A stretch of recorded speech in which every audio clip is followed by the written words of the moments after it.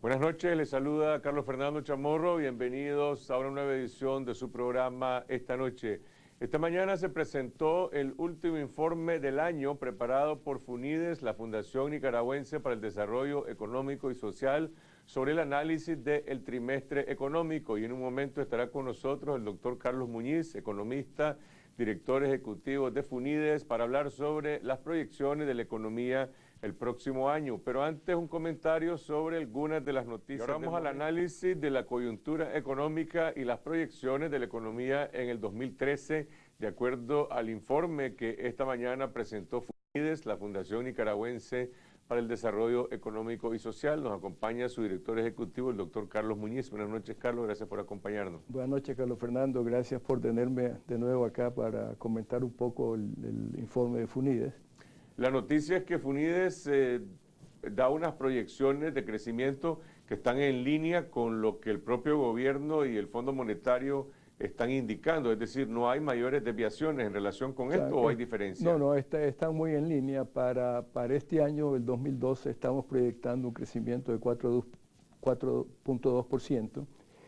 Si uno ve la trayectoria del IMAE, el Índice Mensual de Actividad Económica del Banco, a septiembre, eso apunta a un crecimiento del 4.3%, o sea que estamos muy cerca. Y el gobierno en su última proyección de mediano plazo, que puede que la esté revisando, tiene como 4, o sea que estamos. Creo que la CEPAL hoy sacó para Nicaragua 4%, o sea que hay bastante consenso en alrededor de 4 para este año. Para el próximo año estamos también proyectando, tanto para el 2013 como para el 2014, un crecimiento del orden de 4% en nuestro escenario base.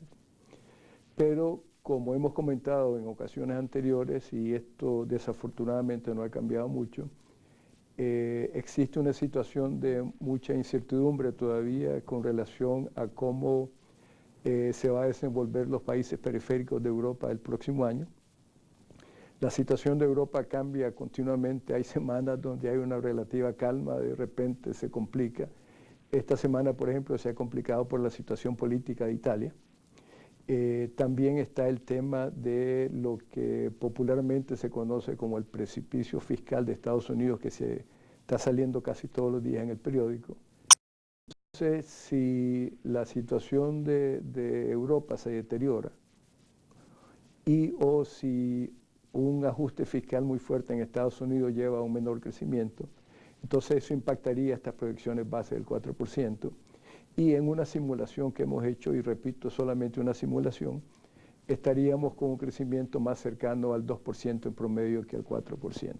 Con la situación de enfermedad ahora reconocida por el presidente Chávez en un estado de gravedad, nuevamente se vuelve a hablar del tema del impacto que tiene la relación económica Venezuela-Nicaragua. No se sabe si Chávez o cómo saldrá de esta operación, si estará en condiciones de asumir la presidencia en enero o si Venezuela se...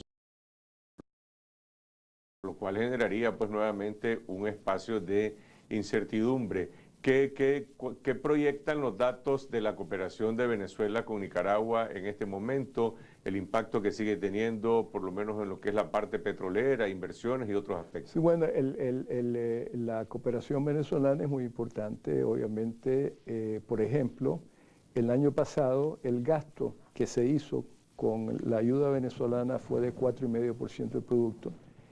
En los primeros 6 meses de este año, el gasto equivalió a 5.6% del producto, o sea que estamos hablando de cantidades muy importantes, ¿no? Por ejemplo, en relación al presupuesto, cuando se dice que Venezuela tiene le permite al gobierno del comandante Ortega tener un presupuesto paralelo, 400, 500 millones de dólares, hoy se aprobó el presupuesto.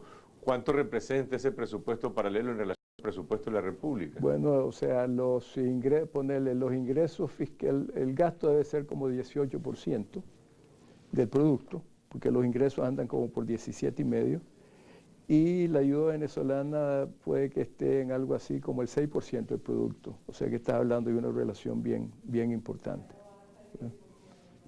La contraparte de esa cooperación venezolana es el crecimiento de la deuda privada, uno de los temas que ustedes abordan en este informe. ¿Qué trascendencia tiene esto para los balances económicos del país? ¿Quién ha contraído esa deuda privada y qué se conoce sobre eso? Bueno, esa deuda privada nosotros entendemos que la ha contraído Caruna, la deuda privada se ha duplicado en los últimos 4 o 5 años, de 20% a 40% del producto, y principalmente se debe al financiamiento de Venezuela. Esto es algo que está contribuyendo a la actividad económica del país, parte porque se está gastando en gasto social y parte porque se está ayudando a financiar ciertas actividades.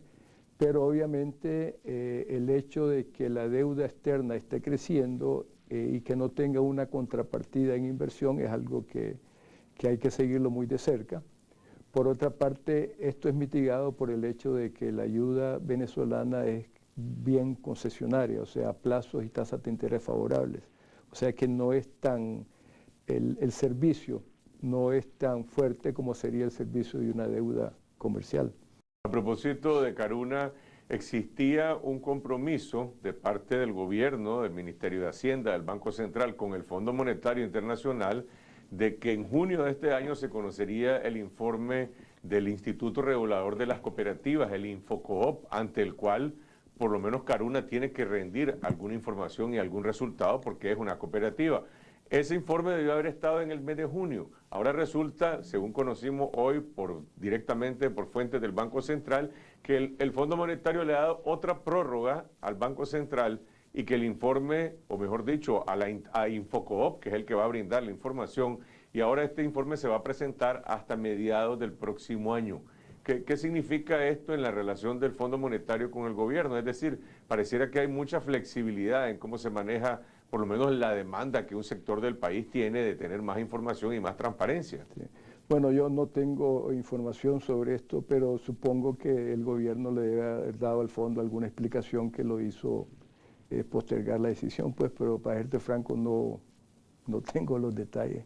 En los factores internos, estábamos hablando hace un momento de elementos externos que pueden incidir positivo o negativamente en el dinamismo económico. En los factores internos, ¿cuáles son los más importantes? ¿Qué impacto tendrá en la economía el próximo año la reforma tributaria, por ejemplo? El gobierno ha dicho que esta reforma en términos de recaudación tendrá un impacto reducido de 0.2% del Producto Interno Bruto, pero hay otros impactos de la reforma tributaria. Sí, pero muchos de los cambios que pudieran afectar se están haciendo de forma gradual. Por ejemplo, la revisión de las exoneraciones se va a hacer hasta en 2 años, lo que le da un horizonte al sector privado para que se vayan preparando. Hay las tasas efectivas del impuesto a la renta para los asalariados bajan un poco, lo que puede aliviar, ¿ve? Aunque, como han mencionado varios economistas, no compensa la nueva tabla por la inflación que se ha dado en los últimos 2 años. Pero visto en relación a la situación actual, hay cierta mejoría. O sea, el asalariado tendría un poco más de dinero para gastar. O sea que en el corto plazo no le estoy viendo, por lo menos con lo que hemos analizado, porque es una legislación hay muchos articulados que hay que revisarlo, y es muy importante también ver cómo se reglamenta, para de nuevo darle certeza al sector privado y al país en su conjunto, pues, de cómo va a evolucionar esto.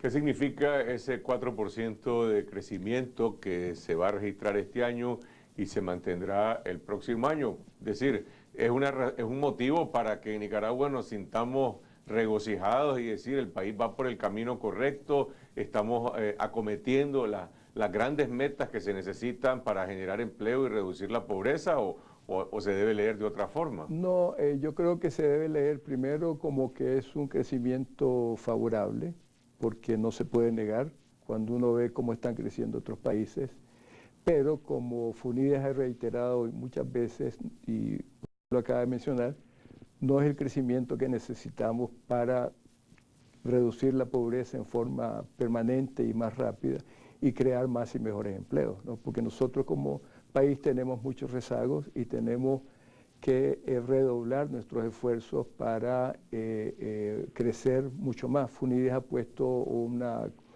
como meta que podríamos pensar en un 7%. Y para eso necesitamos movernos más rápidamente en medidas que aumenten productividad y la inversión. Y bajo pena de sonar como disco rayado, esto pasa por institucionalidad, pasa por infraestructura, pasa por educación, o sea, no pasa por reducir los costos de hacer negocios, ¿no? O sea, que es lo que hemos venido mencionando y lo que mencionan otros analistas y otras instituciones. La semana pasada, por cierto, se llevó a cabo un seminario que fue convocado por el Banco Mundial, en el que participaron el sector público, sector privado, grupos independientes, y el eje de ese seminario tenía que ver con el desafío que enfrenta Nicaragua de mejorar la productividad de la economía.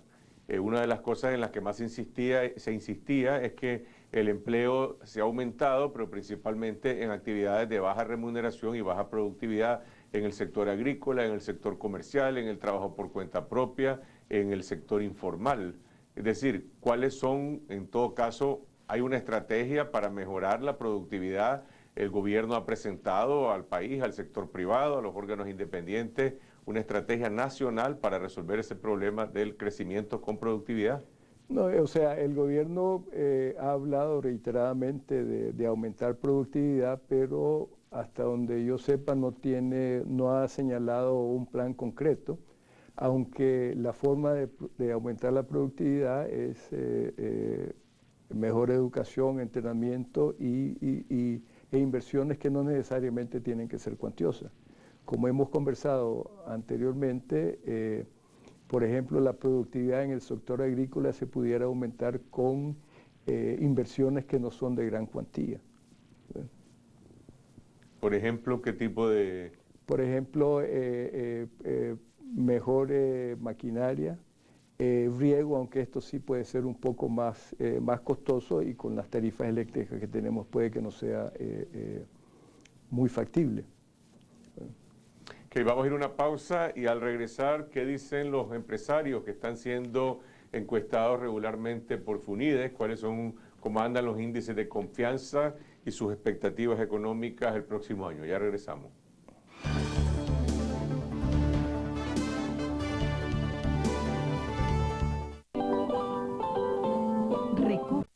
Continuamos en esta noche, estamos conversando con el doctor Carlos Muñiz, economista, director ejecutivo de Funides. Uno de los hallazgos o de los elementos más interesantes de este informe tiene que ver con la encuesta que realiza Funides periódicamente sobre la percepción que tienen los empresarios de diferentes variables económicas. Aparentemente, según esta encuesta, hay una tendencia de mejoría o de favorable en la percepción que tienen los empresarios en relación al clima de inversión. Exactamente, sí. En la última encuesta sale un salto bien marcado en la percepción de los empresarios del clima de inversión. Si mal no recuerdo, casi como el 54% de los empresarios dijeron que el clima de inversión era favorable también. Eso está coincidiendo con algunos de los análisis del Foro Económico Mundial, de que muestra cierto mejoramiento también en la posición de Nicaragua. Nosotros en este informe presentamos una actualización de varios índices que miden, digamos, percepciones de empresarios y del sector privado de la competitividad del país, de la productividad y de las libertades económicas.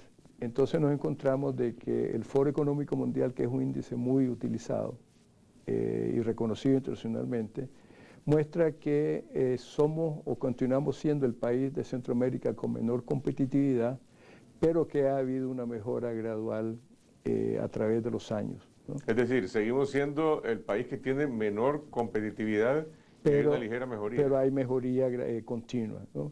El Instituto Cato, por ejemplo, también muestra que ha habido una mejoría en los índices de libertad económica, pero otros índices como el índice de la Fundación Heritage y el reporte de hacer negocios del Banco Mundial muestra que estamos estancados, que no hemos progresado mucho en los últimos años.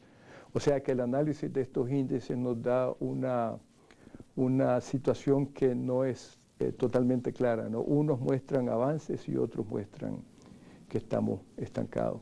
Pero ¿cuál es el fiel de la balanza? Es decir, ¿qué es lo que estos análisis tratan de desentrañar? Si en Nicaragua es posible hacer o no negocio, si hay una percepción de corrupción. Bueno, esta misma semana salió el reporte de Transparencia Internacional, que es un reporte mundial en el cual pues Nicaragua aparece entre los países de América Latina sobre los cuales hay una percepción más negativa de transparencia, o mejor dicho, más alta de percepción de corrupción.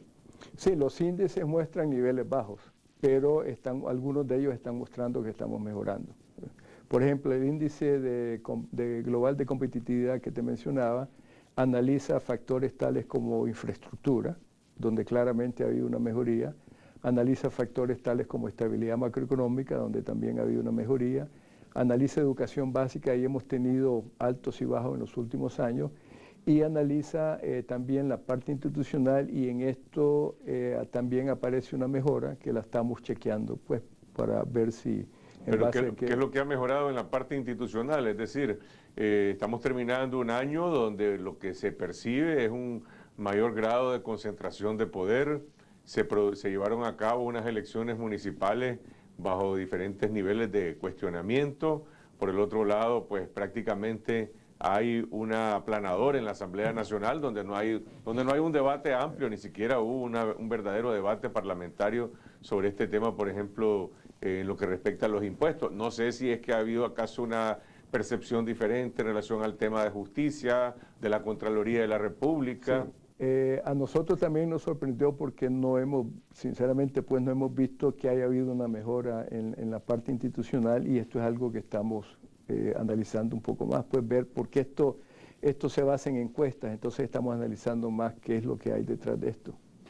¿Tendrá esto alguna relación con el peso que puede tener, por lo menos la expectativa que se están generando del impacto que podrían tener en el país proyectos grandes de inversión, como el caso de Tumarín, que dicen que finalmente va a comenzar Tumarín a inicio en el primer trimestre del próximo año? Sí, pero eso no debería afectar en sí la parte institucional. O sea, quizás lo que pudiera hacer es de que, como llevamos ya 2 o 3 años de crecimiento sostenido, el empresario está más optimista, pero eso sería un poco de especulación de parte mía. O que la gente más o menos termina aceptando las reglas de cómo se están haciendo negocios actualmente en el país, pues, y cuáles son las teclas que hay que tocar o cómo tienen que moverse. Pudiera ser, sí. Veamos la otra cara de la moneda. ¿Qué dicen los consumidores? Hay un estudio, hay preguntas también a los consumidores, sí, en relación a sus expectativas en relación con el costo de la vida. Sí, los consumidores están diciendo 2 cosas básicamente.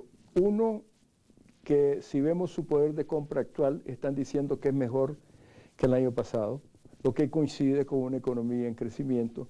Pero por otra parte, cuando se les pregunta sobre sus expectativas de consumo hacia futuro y sus expectativas de empleo, la situación ha desmejorado ligeramente con relación a las últimas encuestas, lo que coincide con una economía creciendo, pero unas tasas más bajas.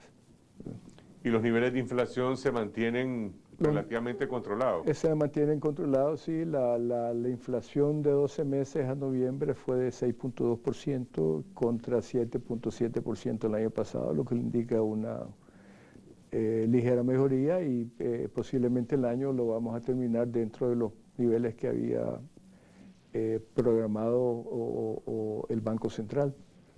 Hay otras variables que se analizan en este estudio en relación al impacto que tienen diferentes actividades económicas en cuanto a la generación de empleo. Es decir, se puede diferenciar el peso que tiene manufactura, alguna parte del sector agropecuario, los servicios, en cuanto a la generación de empleo de calidad. Sí, nosotros en este informe tenemos dos análisis especiales. Uno es sobre las interrelaciones de la economía y otro es sobre el sector laboral. Con la publicación del Banco Central de los nuevos datos de cuentas nacionales hay una riqueza de información que la estamos aprovechando. Entonces, lo que hemos, por ejemplo, analizado son las actividades actividades que tienen más impacto en el empleo. Ahí salen, por ejemplo, tanto directo, lo que generan ellos mismos, como el empleo indirecto. Ahí salen muy favorables, por ejemplo, la carne y los lácteos. Hemos analizado actividades que tienen mayor... Pero cuando dice carne y lácteo, ¿está hablando de la actividad industrial o de la crianza de ganado? Estamos hablando de la actividad industrial. Estamos hablando de la actividad industrial, o sea, en todas sus cadenas, ¿no? Los mataderos y lo que arrastran de ganado, y luego el empleo que dan, por ejemplo, en todos los canales de vender la carne. Otro análisis muy interesante que hicimos, y me estoy apurando porque no sé cuánto tiempo tenemos, es la parte del mercado laboral. Ahí salen datos muy interesantes, que eso lo hicimos en base a los datos de la encuesta de hogares. Sale, por ejemplo, el hecho que solo el 16.6% de los trabajadores pertenece a la seguridad social, lo que confirma pues que tenemos una economía con un alto grado de informalidad que te lleva a salarios más bajos y a no tener la red de protección social que tienen, por ejemplo, los trabajadores afiliados a la seguridad social. Otro dato que te sale que solo el 9.2% o algo así de los trabajadores tienen un contrato formal. O sea, aún dentro de los que están afiliados al INSS, no todos tienen contrato formal. Otro dato interesante que te sale es que el 43%, creo, o 42.8% de los jóvenes entre 14 y 15 años trabajan. O sea, en vez de estar en la escuela, están trabajando, pues por necesidades, ¿no? Son hechos. Otros datos importantes, pues esto no es... ¿Dice eso algo sobre la calidad de esos trabajos? Posiblemente son trabajos parciales, no sabemos si son trabajos de medio tiempo, o sea, puede que todavía estén asistiendo a la escuela. No llegamos a analizar esto, pero posiblemente un gran porcentaje esté en el sector rural, por ejemplo. Otras cosas interesantes que salen, bueno, es que la mayor parte de los empleados está en la agricultura, comercio, industria. La mayor parte de los empleados pobres están en la pobreza. Salen unas relaciones muy directas entre nivel de educación y nivel de pobreza y desigualdad. O sea, cosas que sabíamos, que intuitivamente uno las conoce, pero las hemos, digamos, cuantificado más gracias a la mayor información. ¿Cómo visualiza FUNIDE la reforma a la seguridad social que tiene que ponerse en la agenda pública y llevarse a cabo el próximo año? Hay muchas críticas sobre la forma en cómo se hizo la reforma tributaria, en el sentido de que hubo prácticamente, pues primero una negociación sectorial entre el sector privado y el gobierno, y después llegó a la Asamblea Nacional básicamente a endosarse. ¿Cómo visualizan ustedes la reforma a la seguridad social? La reforma es algo pues que tenemos que analizar en más detalle. Como sabes, hay un proyecto que se mencionó hace como dos años, algo así, pero no me queda claro si se considera eso como un proyecto de gobierno. Lógicamente, una reforma a la seguridad social tiene costos, ya sea para los asegurados actuales en términos de más cotización o en términos para los nuevos de menos beneficios o un alargamiento de la edad de trabajo, ¿no?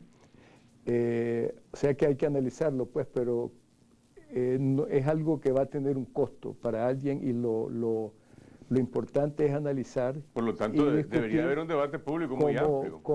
A ver quién afecta, pues, y cómo se va a distribuir todas las cargas, porque eso es lo que pasa en todos estos cambios, que alguien tiene un costo, alguien lo tiene que pagar, y entonces hay que ver cómo se distribuye de una forma que sea, por un lado, justa, y que por otro lado sea eficiente, en el sentido que afecte menos la economía. Y estos dos objetivos a veces son encontrados, ¿no? Entonces requieren discusión y requieren balance, ¿no?